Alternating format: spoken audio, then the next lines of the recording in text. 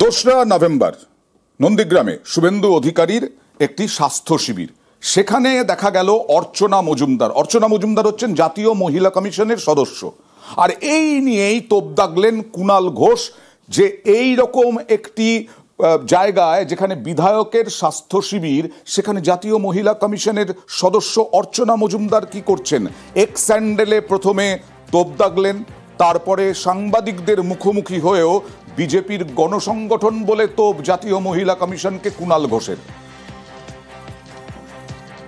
যিনি নানা সময় জাতীয় মহিলা কমিশনের সদস্য পরিচয় দিয়ে রাজ্য সরকার এবং তৃণমূলের বিরুদ্ধে বিকৃত প্রচার করেন। তিনি কি করে নন্দীগ্রামের শুভেন্দু অধিকারীর পরিচালিত স্বাস্থ্য শিবিরে তিনি চিকিৎসক হয়ে উপস্থিত ছিলেন?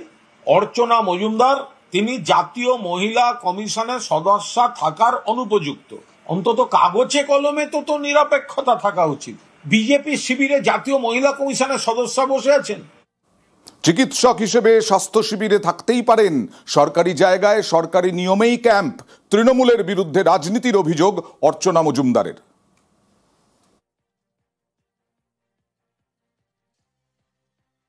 শাসক দল বোধহয় ভারতবর্ষের কনস্টিটিউশনের বাইরে নিজেদের পশ্চিমবঙ্গকে একটা আলাদা সংবিধান তাদের মনে করেন। কারণ গতকালের ঘটনাটা ছিল জাতীয় মহিলা কমিশনের একটা ম্যান্ডেটের ভেতরে, যেই অঞ্চলে প্রান্তিক অঞ্চলে প্রায় 2000-এর ওপর মহিলা তাদের একটা বিনামূল্যে স্বাস্থ্য শিবির, সেইটাতে আমি ডাক্তার হিসেবে আমি দীর্ঘদিন এই ক্যাম্প করি। যিনি ক্যাম্পটা অর্গানাইজ করেছেন যেই অঞ্চলে, তিনি বিরোধী দলনেতা, যেটা কিনা সাংবিধানিক পদ।